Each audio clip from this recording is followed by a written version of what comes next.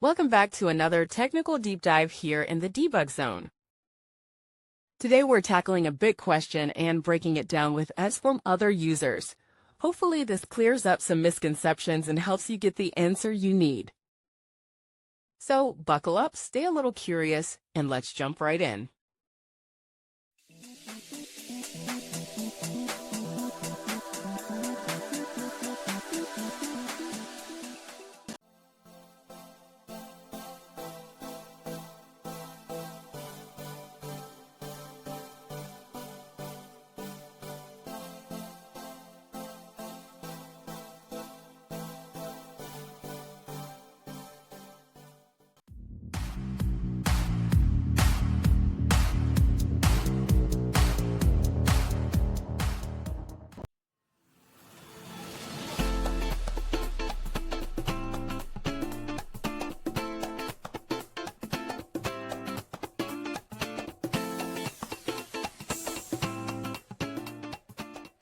And that's a wrap.